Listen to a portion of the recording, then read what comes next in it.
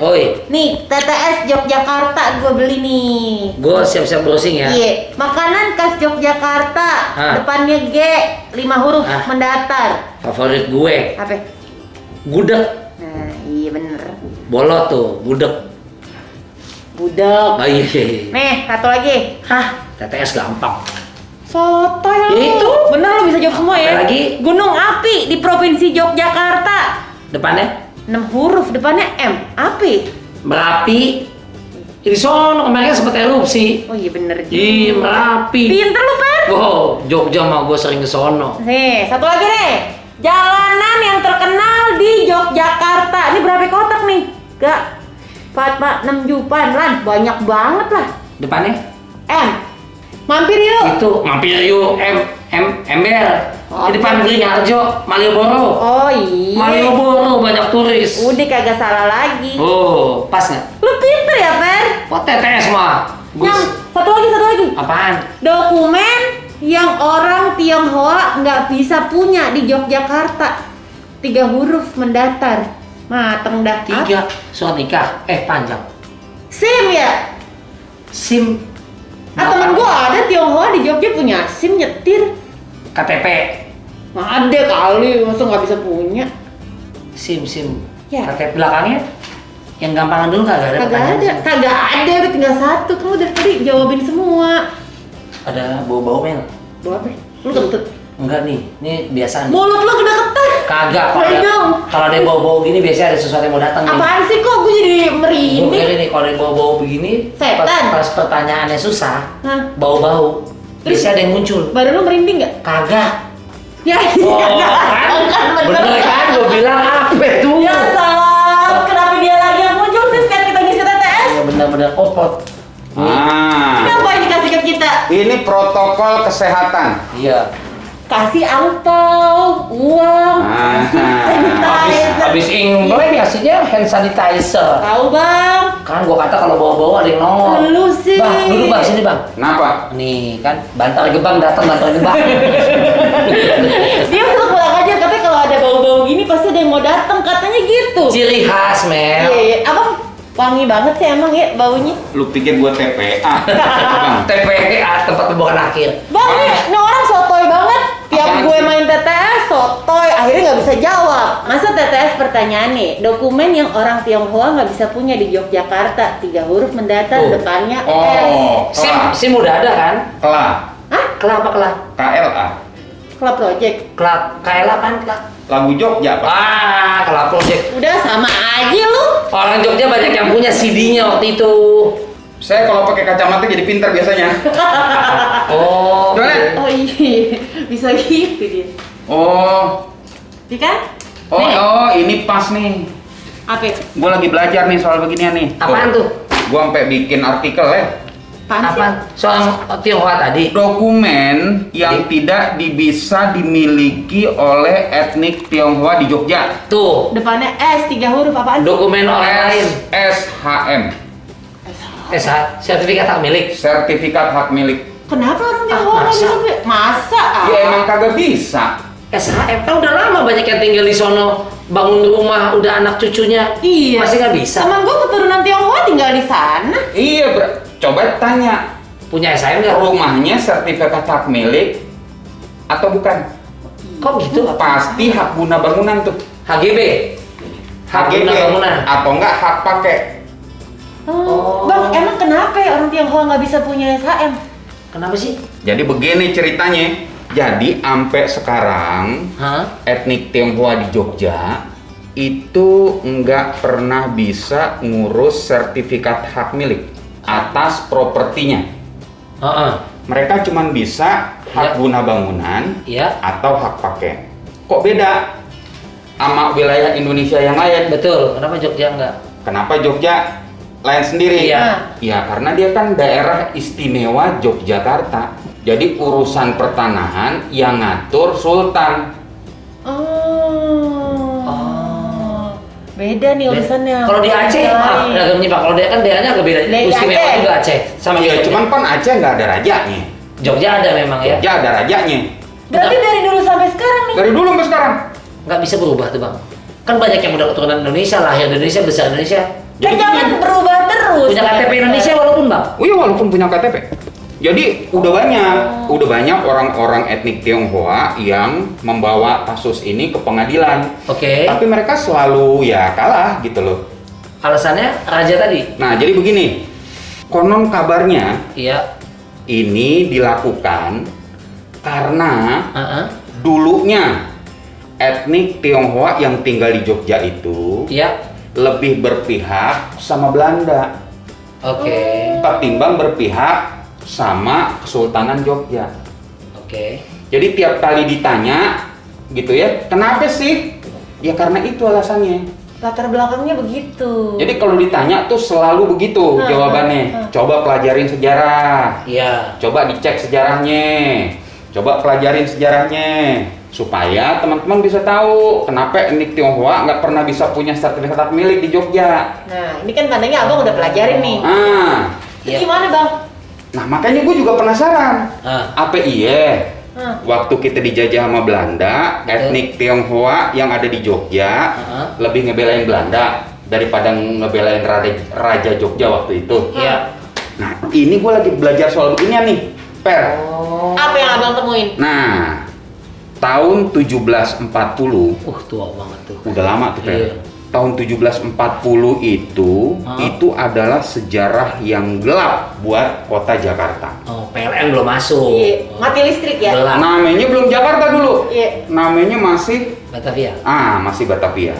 Batavia ya, ya. Jadi di tahun 1740 itu ada kurang lebih Hah? 10.000 Heeh. 10.000 warga Batavia etnik Tionghoa, Iya. nggak laki, nggak perempuan, nggak anak-anak, Heeh. itu dibantai sama Belanda. Oke. Dibantai sama Belanda, dibuang ke kali, Iya. kalinya jadi merah. Makanya tuh kali namanya Kali Angke sampai sekarang. Oh, Kali di situ Angke. asal muasalnya. Dari bangke gitu maksudnya? Angke. Ang artinya apa? Merah bukan? Iya. Ah. Iya. Oke. Dengan singkatan bangke. Ya. Jadi air kali yang jernih berubah jadi merah karena bercampur Oh. sama darah dari mayat yang dibuang ke situ. Nah, pertanyaannya kenapa tuh? Apa sebabnya sampai 10.000 orang etnik Tionghoa dibantai sama Belanda Iya. tahun 1740? Ceritanya begini. Sekitaran 1700-an Iya. itu di Batavia paling nggak ada sekitar 80.000 Iya. sampai 100.000 etnik Tionghoa yang ngadu nasib di Batavia. Oke. Ya, ada yang dagang, ada yang jadi tukang, ada yang jadi buruh. Berbagai macam pekerjaan lah. Berbagai macam pekerjaan. Iya. Awalnya semuanya aman, tentrem, Iya. terkendali, Heeh. ya. Sampai suatu ketika, nah ini lu gua pasti nggak tahu. Apa tuh? Dulu nih sepanjang Kali Ciliwung nih, Ciliwung. ya sepanjang Kali Ciliwung sampai ke kota sono, Iya. itu dulu di kanan kiri itu banyak pabrik gula. Nggak tahu gue. Tahu gue juga. Jadi dulu Batavia itu adalah kota penghasil gula tebu terbesar. Batavia. Batavia se-Asia Pasifik. Kanan kiri itu pabrik gula dulu. Iya. Kenapa di pinggir sungai? Untuk kincir air kan? Oh. Dilatar mesin Penggilingannya. untuk giling tebu. Iya. Ya? Iya. Nah, banyak tuh etnik Tionghoa yang kerja di pabrik-pabrik itu. Heeh. Tapi kemudian pabrik-pabrik itu tutup. Karena tiba-tiba dunia dibanjiri sama gula yang berasal dari Malabar. Malabar. Bedanya apa bang? Gula dari Malabar harga lebih murah. Oh. Sehingga akhirnya banyak pabrik gula yang ada di Batavia waktu itu tutup, Riko. Iya, bulu tikar lah. Akhirnya banyak yang pengangguran gitu. Iya. Heeh. Nah, begitu mulai pada nganggur, mulai angka kejahatan naik. Kriminalitas ya. Kriminalitas naik. Iya. Iya kan? Iya. Nah, mulai deh tuh. Gara-gara pabrik gula pada tutup, banyak etnik Tionghoa yang jadi pengangguran, jadi gelandangan, angka kriminalitas meningkat. Iya. Nah, mulai Belanda bikin aturan yang kagak-kagak buat etnik Tionghoa yang mau tinggal di Jakarta. Contohnya? Kalau mau tinggal di dalam kota Batavia, mereka harus punya surat izin tinggal. Heeh. Iya.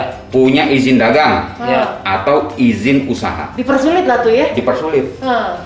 Nah, mulai ada tuh pungli. Pungutan liar. Lu pengen ngurus izin tinggal, boleh urus pungli.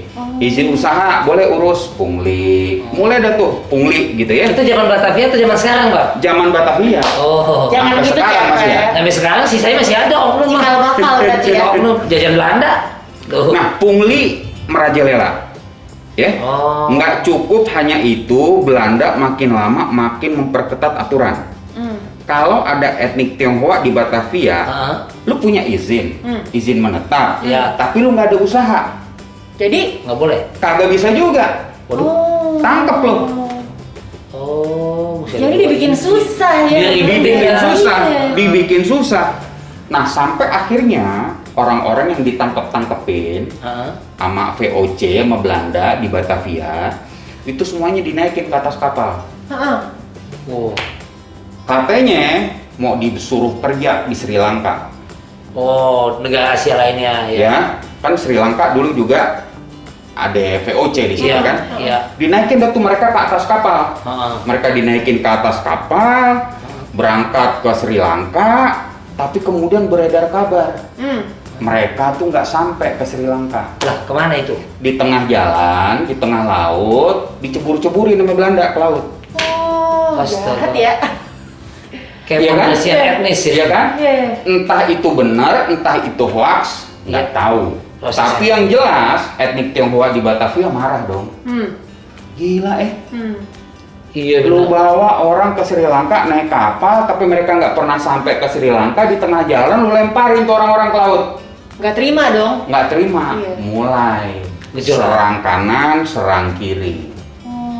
Ah. Karena penyerangan-penyerangan itu, akhirnya Gubernur Hindia Belanda di Batavia ngeluarin perintah. Sikat semua etnik Tionghoa yang ada di Batavia. Oh. Disikat 10.000 kurang lebih. Ya itu 1740 itu. 1740. 1740. 1740 itu. Nah, Ya. akhirnya dimulailah itu perlawanan terhadap Belanda Ya. oleh etnik Tionghoa. Ada perlawanan ya. Mulai dari Batavia, terus ngerembet sampai ke Jawa, sampai ke Surabaya, sampai ke Madura. Oh, melebar tuh. Melebar, ya. Ya, ya. Perlawanan etnik Tionghoa terhadap Belanda berlanjut sampai ke Jawa. Pada periode 1740 Ya. sampai 1743, Heeh. etnik Tionghoa bersama-sama dengan etnik Jawa nih melakukan pemberontakan terhadap VOC. Oke. Ketika kemenangan sudah hampir diraih, tiba-tiba Belanda minta bantuan. Sama Raja Pakubuwono II dari Mataram. Minta bantuan sama Adipati Cakraningrat IV dari Madura. Ya. Karena dibantuin sama Pakubuwono dan Cakraningrat, akhirnya Belanda menang deh. Iya, iya, iya. Nah, jadi sebetulnya yang bantuin Belanda siapa? Etnik Tionghoa atau siapa? Kita. Kita. Nah, Itu raja-raja itu juga orang Jawa. Iya. iya kan? Itu Iya. satu.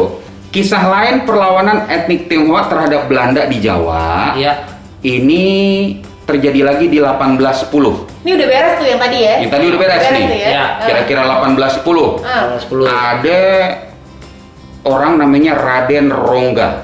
Raden Itu Rongga siapa bang? menantu Hamengkubuwono II. Mantunya. Mantunya. Iya. Dia memproklamirkan dirinya sebagai pelindung orang Jawa dan orang Tionghoa yang ditindas sama Belanda. Widih.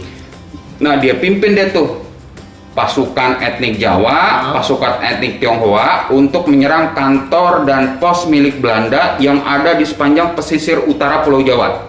Oke. Oh iya nih. Tapi sayangnya Raden Rongga berhasil dikalahkan sama Belanda. Mm. Dia tewas bersama dengan 100 orang pasukan berani matinya. Mm.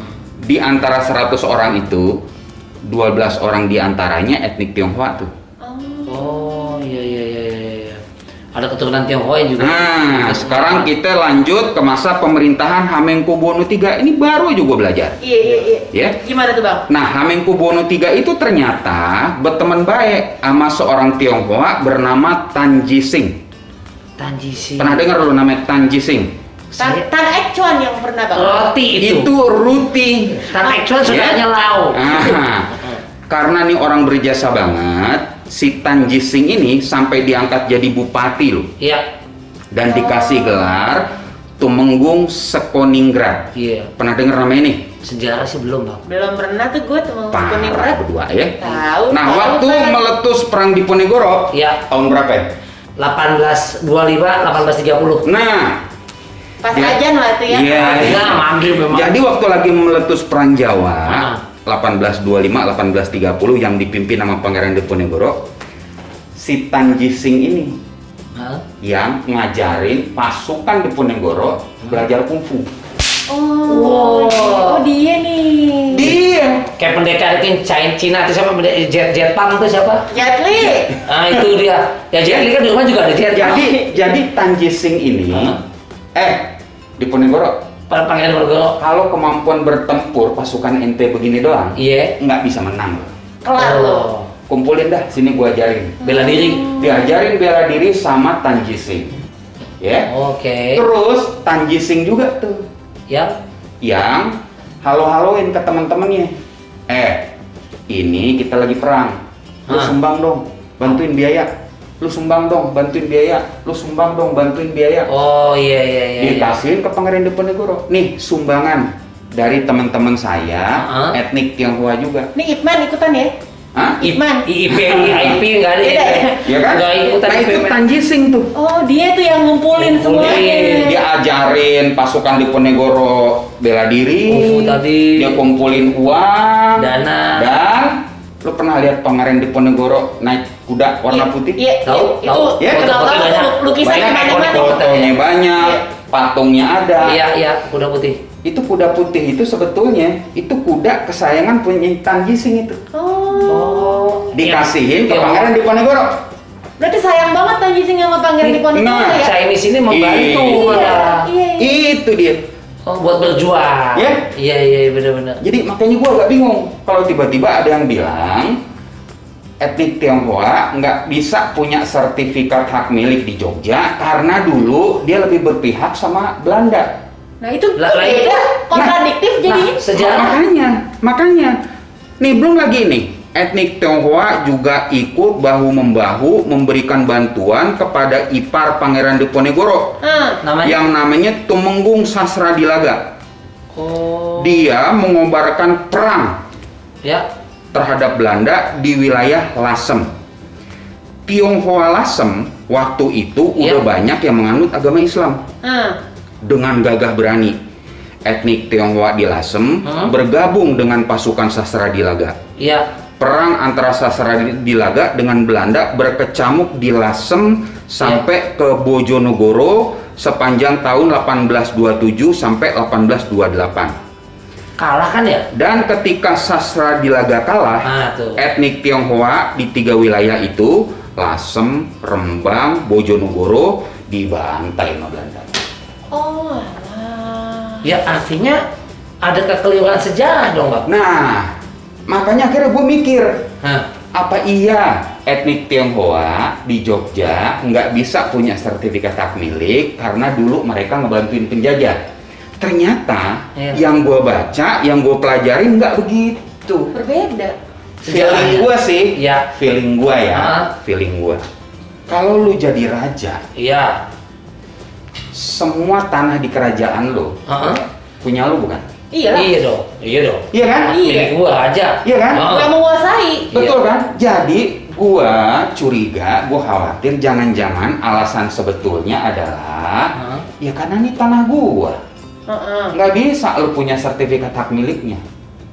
Paling guna bangunan lu silakan. guna bangunan aja. Oh. Kalau lo mau lu pakai aja. Sewaktu-waktu gue pengen ambil, ya lu nggak bisa komplain. Betul. Punya gue nih, raja Betul. gitu ya. Karena kalau dijadikan mereka belain Belanda sebagai alasan nggak pas menurut gue. Tapi gini bang, Data sejarah nggak Beda, bilang begitu. iya. tapi masa sampai sekarang para petinggi-petinggi di Jogja nggak ada yang tahu ini. Bang, Bang. iya tuh dia masa kepemimpinan kan udah Nah, mereka masa- jauh gitu ya. udah jauh. Zaman kan berkembang sampai sekarang masa Iya. nggak ada perubahan dari aturan itu? Ya kan Jogjanya nggak berubah. Benar juga. Masih tetap kerajaan. Jogjanya nggak berubah. Sumatera Barat dulu kerajaan Pagaruyung. Iya. Ya sekarang kan udah enggak. Mungkin nggak bang, sekarang pemimpin-pemimpin di sana misalnya, sebenarnya tahu ini hal ini tahu, cuma ditutupin sengaja bodo amat kan, gue tetap raja gitu. Ya itu dia. Ini cuman jadi alasan ke publik. Alasan yang sesungguhnya adalah ya alasan-alasan ekonomis. Jangan-jangan sebetulnya, ngerti nggak maksud gue? Nah, iya, tadi kan iya, abang iya. bilang nih orang-orang Tionghoa udah banyak yang maju akhirnya ke pengadilan. Udah. Ngurusin ini. Betul. Nah, gimana itu bang? Nggak pernah ada yang menang. Sebetulnya aturan ini bukan cuman, jadi gini, yang disebutkan Iya. non pribumi.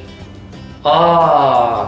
Non pribumi Jadi bisa artinya orang selain Tionghoa juga Betul. India, Iya. Melayu, Arab, Arab. Melayu mah pribumi. Oh, maksudnya kalau orang yang Di luar, Nah. non pribumi. Ya tapi kenyataannya yang etnik Arab ya bisa-bisa aja punya dia SHM. dapat. Yang etnik India Bisa. ya beberapa kasus ada yang punya SHM. Yang memang susah banget yang ini etnik Tionghoa ini. Dan sampai detik ini. Sampai detik ini. Kita ya. Malah dalam beberapa kasus akhirnya mereka terpaksa keluar dari Jogja. Mau nggak mau. Mereka keluar dari Jogja karena setelah mereka mengajukan ini pengadilan, hidup mereka kok jadi ribet, sering banyak orang serem-serem mukanya lewat depan rumah gitu loh. Sehingga akhirnya udah deh gue keluar dari Jogja deh. Atau nikah sama pribumi bisa gak?